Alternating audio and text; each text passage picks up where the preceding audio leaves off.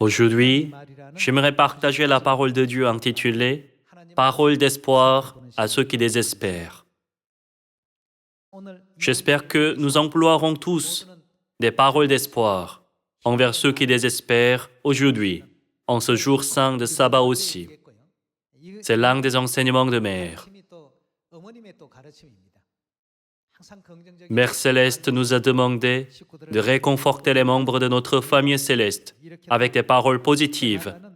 J'aimerais donc partager la parole de Mère aujourd'hui. De toutes les paroles, il y a des bonnes et des mauvaises paroles, pas vrai? Les bonnes paroles portent de bons fruits, et les mauvaises paroles portent de mauvais fruits, issus de leurs mauvaises semences. Pour ce qui est des diverses paroles de la Bible, il y a les paroles de Satan qui a tenté Ève, les paroles de Satan qui a tenté Jésus, les paroles des 10 espions qui ont fait un rapport négatif, et les paroles de Josué et Caleb, après avoir exploré le pays de Canaan, là où coule le lait et le miel. Certaines paroles étaient très décourageantes et d'autres étaient pleines d'espoir, des paroles de foi. La nuit où Jésus a proclamé la nouvelle alliance, pour nous qui étions destinés à mourir éternellement, quel genre de paroles a-t-il prononcé? Celui qui mange ma chair et qui boit mon sang a la vie éternelle. Il a la vie éternelle et je le ressusciterai au dernier jour. C'est de cette manière que le Christ a annoncé la nouvelle alliance, les paroles d'espoir que toute l'humanité désire entendre le plus. Alors aujourd'hui, nous faisons la commission de Dieu en annonçant les paroles d'espoir à toutes les nations, n'est-ce pas? Nous annonçons la parole que Père et Mère veulent que nous transmettions à toutes les nations à leur place. Tout le monde, transmettons les paroles d'espoir à ceux qui sont dans le désespoir. En pensant aux autres d'abord, nous pouvons transmettre des paroles d'espoir. Si nous ne pensons qu'à nous-mêmes, nous ne pouvons pas transmettre de paroles d'espoir. Pensons aux brigands aux côtés de Jésus sur la croix. Le brigand sur la gauche n'a pensé qu'à lui-même. Si je me range du côté des gens qui se moquent de Jésus, je pourrais échapper à cette punition. C'est pourquoi il s'est moqué de Jésus en s'unissant aux gens. Qu'en est-il du brigand sur la droite? Il a dit, « Eh, de quoi parles-tu? Nous sommes punis à juste titre. Nous avons ce que nous méritons. Mais cet homme n'a rien fait de mal. » Puis il a dit, « Jésus, souviens-toi de moi quand tu viendras dans ton règne. » Dans la situation la plus désespérante, Jésus a prononcé des paroles d'espoir aux brigands sur sa droite. Aujourd'hui, tu seras avec moi dans le paradis. Combien le brigand a dû être heureux, il pensait aller en enfer. Cependant, en entendant que Jésus le délivrerait de l'enfer pour aller au paradis, il n'aurait alors aucun regret s'il mourait. La bonne nouvelle de la nouvelle alliance est une parole d'espoir. Parce que la bonne nouvelle de l'Évangile guide les gens qui sont destinés à mourir au royaume des cieux éternels.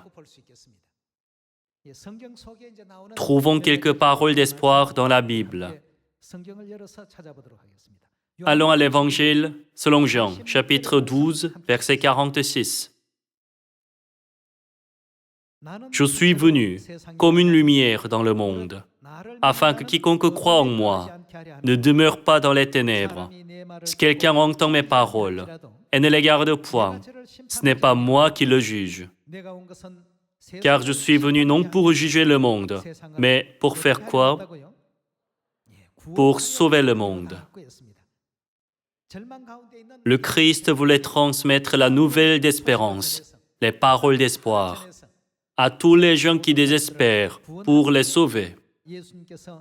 C'est pourquoi il est venu sur cette terre. C'est ce que dit la Bible. Continuons avec le verset 48. Celui qui me rejette et qui ne reçoit pas mes paroles a son juge. La parole que j'ai annoncée, c'est elle qui le jugera au dernier jour. Verset 49. Car je n'ai point parlé de moi-même, mais le Père qui m'a envoyé m'a prescrit lui-même ce que je dois dire et annoncer. Et je sais que son commandement est quoi? Est la vie éternelle. Gravons ces paroles de Dieu dans nos cœurs une fois de plus. Prêcher, c'est transmettre la nouvelle d'espérance à toute l'humanité, les 7 milliards de personnes dans le monde. Ce monde est plein de désespoir, mais les gens vivent sans le savoir. C'est pourquoi Dieu nous dit constamment, annoncez cette bonne nouvelle, prêchez le message d'espoir. C'est pourquoi il est écrit dans l'Évangile selon Jean chapitre 12. Et je sais que son commandement est la vie éternelle. Allons au chapitre 6. Évangile selon Jean chapitre 6, verset 63. C'est l'esprit qui vivifie, la chair ne sert à rien. Les paroles que je vous ai dites sont esprit et vie. Jésus a dit, les paroles que je vous ai dites sont esprit et vie. Tous les gens dans ce monde sont des pécheurs qui ont commis le péché au ciel et ont été précipités sur cette terre. Tous les êtres humains sont nés, destinés à mourir éternellement. La parole qui est la plus encourageante pour eux est le salut. Quelle parole Jésus-Christ nous a donnée d'après l'Évangile selon Jean chapitre 6? Les paroles que je vous ai dites sont esprit et vie. Les paroles que je vous ai dites vous donneront la vie éternelle. C'est l'esprit qui vivifie, la chair ne sert à rien. Il a continué à nous rappeler l'importance de ces paroles, encore et encore. Allons à l'Évangile selon Jean, chapitre 5, verset 46. Car si vous croyiez Moïse, vous me croiriez aussi, parce qu'il a écrit à mon sujet. Mais si vous ne croyez pas à ses écrits, comment croirez-vous à mes paroles? En regardant les paroles dans l'Évangile selon Jean chapitre 12, chapitre 6 et chapitre 5, toutes les paroles de Christ étaient des paroles qui nous mènent de la mort à la vie. En d'autres termes, ces paroles étaient le message d'espoir qui a été proclamé aux gens qui désespèrent. Il y a pourtant des gens sur cette terre qui rejettent les paroles d'espoir. Nous ne devons jamais être ceux qui rejettent les paroles d'espoir et ceux qui les acceptent, pas vrai?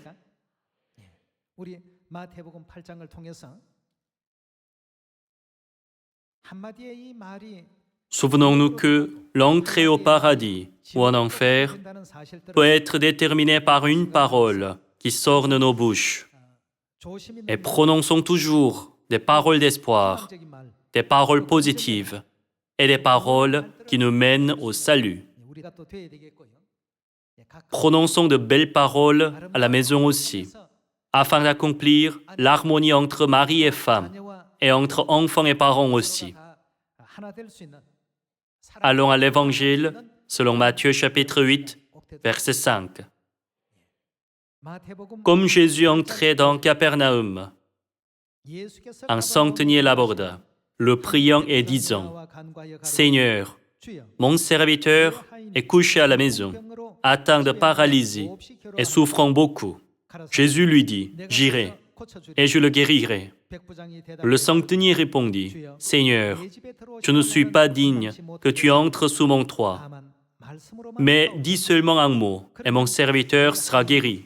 Car moi qui suis soumise à des supérieurs, j'ai des soldats sous mes ordres. Et je dis à l'un, va, et il va. À l'autre, viens, et il vient.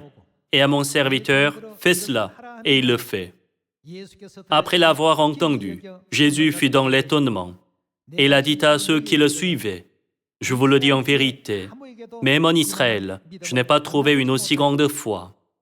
Or, je vous déclare que plusieurs viendront de l'Orient et de l'Occident et seront à table avec Abraham, Isaac et Jacob dans le royaume des cieux. Et les fils du royaume seront jetés dans les ténèbres du dehors, où il y aura des pleurs et des grincements de dents. » Ici, dans l'Évangile selon Matthieu chapitre 8, un centenier est venu demander de l'aide à Jésus. Jésus a dit, « J'irai et je le guérirai. » Puis le centenier a dit, « Seigneur, je ne suis pas digne que tu entres sous mon toit. Tu peux le guérir en disant seulement un mot. J'ai mes propres serviteurs, et si je leur dis de faire quelque chose, ils le font. Alors comment puis-je te déranger, Christ Saint, à venir sous mon toit? Je sais que tu dis seulement une parole. Mon serviteur sera guéri. » Jésus était très content d'une telle parole du centenier, rempli de foi. Il a donc dit, « J'ai rencontré de nombreuses personnes en Israël. Pourtant, je n'ai trouvé personne d'une aussi grande foi. » C'est de cette manière que Jésus a fait le miracle de guérir le serviteur du centenier.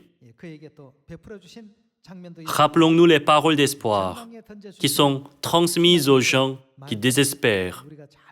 Ne parlons pas sans réfléchir aux membres de notre famille ou à notre prochain.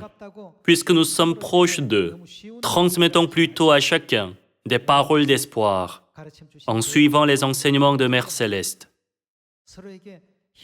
Cet évangile est lui-même un message d'espoir. Si nous transmettons la nouvelle du salut aux gens qui vont vers l'enfer, n'est-ce pas leur donner un grand espoir d'un point de vue spirituel?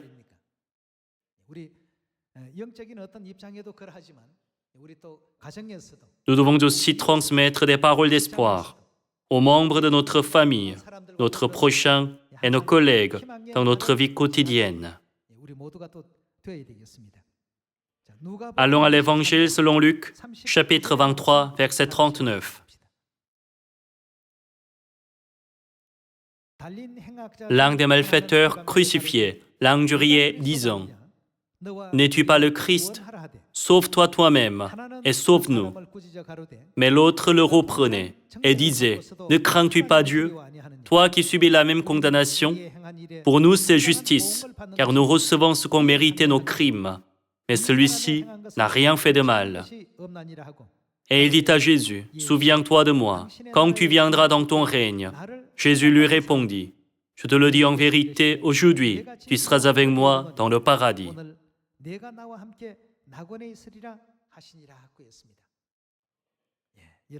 Tout le monde, il y a un cas de recevoir beaucoup de bénédictions grâce à une bonne parole et un cas d'aller en enfer à cause d'une mauvaise parole. Nous pouvons aussi trouver la grâce de Dieu dans les 66 livres de la Bible, qui a accordé la parole d'espoir aux gens qui étaient destinés à la mort éternelle.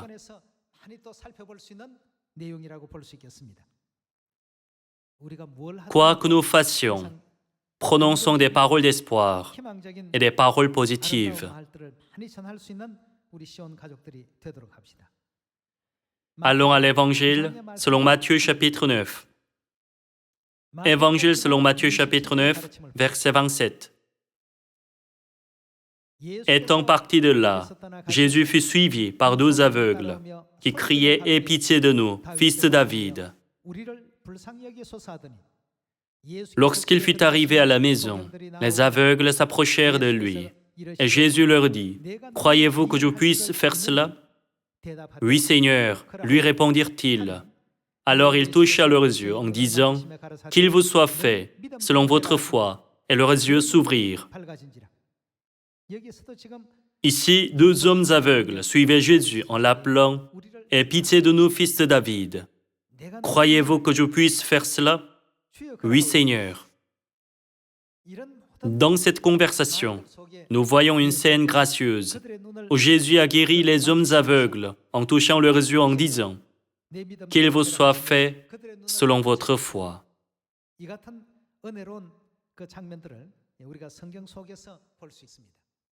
Jésus est deux hommes aveugles, Jésus est le centenier, et Jésus est deux brigands sur la croix.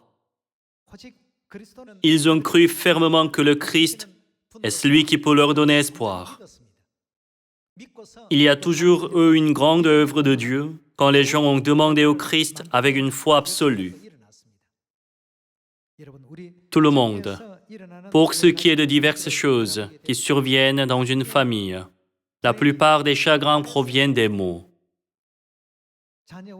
Les disputes entre parents et enfants et les querelles entre voisins commencent par des mots. Blesser les autres et être blessé par les autres, tout cela arrive à cause de ce que nous disons. Dieu nous enseigne toujours. Dites des paroles positives les uns aux autres.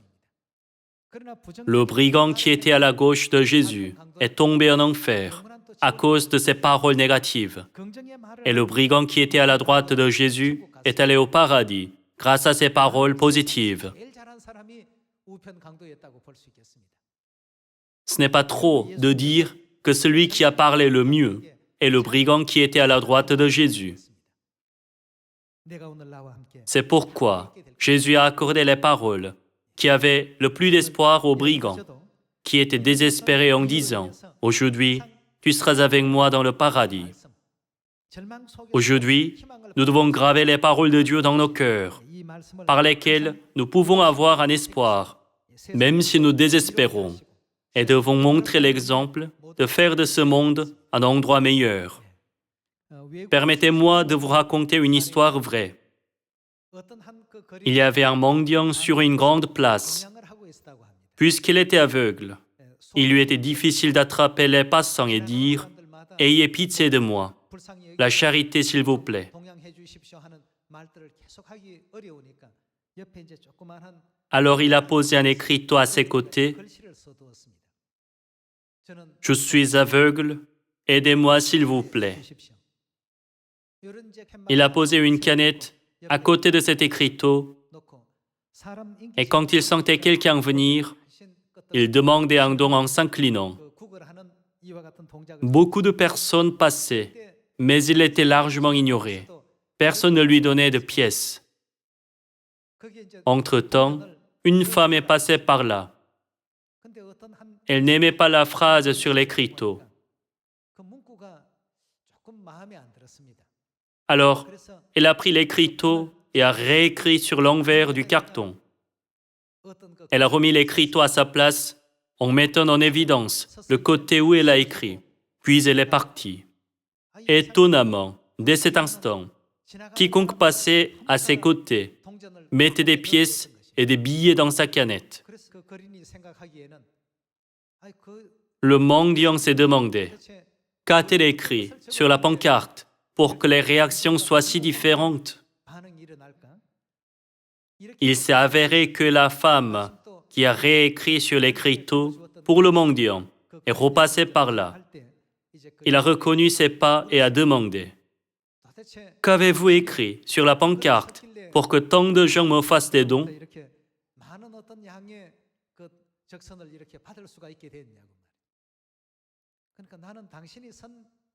J'ai écrit la même chose que vous, mais juste d'une façon différente. Sur la nouvelle pancarte, il était écrit « Aujourd'hui est un beau jour, mais je ne peux pas le voir. » N'est-ce pas le même contenu? La phrase je suis aveugle. Et la phrase « aujourd'hui est un beau jour, mais je ne peux pas le voir » veulent dire la même chose. Même si les deux phrases veulent dire la même chose, comme les expressions ont changé, les gens ont commencé à réagir. Tout le monde. Je pense que les paroles d'espoir, dans le désespoir, sont comme ce genre de paroles. Au lieu de dire directement « je suis aveugle », il a dit positivement « aujourd'hui est un beau jour, mais je ne peux pas le voir ». Alors les gens en sont venus à penser « oh, je vois ce beau jour, mais cet homme ne le voit pas, le pauvre ». Et ils ont été émus au cœur. Bien que les deux phrases signifient la même chose, l'une d'elles avait des mots négatifs et l'autre des mots positifs. Tous les peuples du monde sont dans le désespoir d'un point de vue spirituel.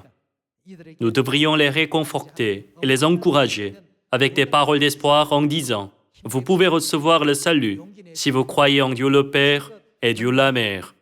Tenez bon, courage. » Jetons un œil à Nombre, chapitre 13, verset 25. Ils furent de retour de l'exploration du pays, au bout de 40 jours. À leur arrivée, ils se rendirent auprès de Moïse et d'Aaron, et de toute l'assemblée des enfants d'Israël, à Kadès, dans le désert de Paran. Ils leur firent un rapport, ainsi qu'à toute l'assemblée, et ils leur montrèrent les fruits du pays. Voici ce qu'ils racontèrent à Moïse. Nous sommes allés dans le pays où tu nous as envoyés. À la vérité, c'est un pays où coule le lait et le miel, et en voici les fruits. Mais le peuple qui habite ce pays est puissant. Les villes sont fortifiées, très grandes. Nous y avons vu des enfants d'Anak. Ils leur firent un rapport, ce qui veut dire, nous y avons vu une tribu de géants. Ce ne sera pas facile de les vaincre, même si nous les attaquons. Le verset 29. Les Amalécites habitent la contrée du Midi, les Hétiens, les Jébusiens et les Amoriens habitent la montagne, et les Cananéens habitent près de la mer et le long du Jourdain. À cause de ce genre de rapport, les Israélites ont commencé à être ébranlés en pensant « Faut-on entrer dans ce pays ?» Ils avaient peur. Le verset 30. Caleb fit taire le peuple qui murmurait contre Moïse. Il dit « Montons, emparons-nous du pays, nous y serons vainqueurs. » Josué et Caleb avaient la foi en Dieu. Ils ont essayé de calmer les Israélites. Continuons avec le verset 32. Et ils décrièrent devant les enfants d'Israël le pays qu'ils avaient exploré. Ils dirent, le pays que nous avons parcouru pour l'explorer est un pays qui dévore ses habitants. Tous ceux que nous y avons vus sont des hommes d'une haute taille. Et nous y avons vu les géants, enfants d'Anak, et la race des géants. Nous étions à nos yeux et aux leurs comme des sauterelles. Il y avait de mauvais rapports les uns après les autres. Comme les gens ont été ébranlés ainsi, Caleb et Josué les ont calmés. Allons au chapitre 14, verset 1. Toute l'assemblée éleva la voix et poussa des cris, et le peuple pleura pendant la nuit. Leur cœur était préoccupé par de mauvais rapports. Josué s'est senti si triste à ce propos. Voyons le chapitre 14, verset 4. Et ils se dirent l'un à l'autre, nommons un chef et retournons en Égypte. Moïse et Aaron tombèrent sur leur visage en présence de toute l'assemblée réunie des enfants d'Israël. Et parmi ceux qui avaient exploré le pays, Josué, fils de Nun, et Caleb, fils de Jephuné, déchirèrent leurs vêtements et parlèrent ainsi à toute l'assemblée des enfants d'Israël. Le pays que nous avons parcouru pour l'explorer est un pays très bon, excellent. C'était un rapport complètement différent de celui des 10 explorateurs. Si l'Éternel nous est favorable, il nous mènera dans ce pays et nous le donnera. C'est un pays où coule le lait et le miel.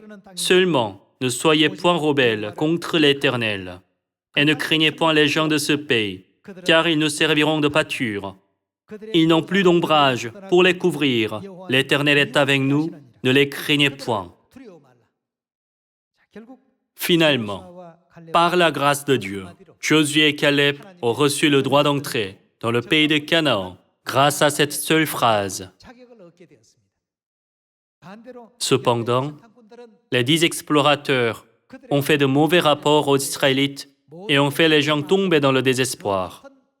Même dans cette situation, Josué et Caleb ont prononcé des paroles d'espoir.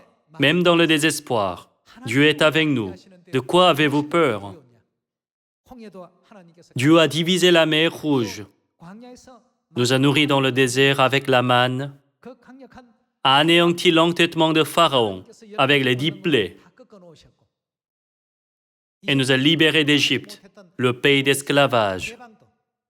Dieu est avec nous. De quoi avez-vous peur? Ils nous serviront de pâture tant que Dieu est avec nous. Ils ont transmis le message d'espoir aux Israélites qui désespéraient. C'est pourquoi Dieu a béni seulement Josué et Caleb pour entrer au pays de Canaan. Tout le monde, l'histoire passée a été écrite pour notre instruction, à nous qui vivons en cette époque. En ce qui concerne les membres de notre famille ou les membres de la famille de Sion, nous ne devrions pas parler sans considération, même si nous les connaissons bien. Nous devrions leur dire beaucoup de mots d'espoir.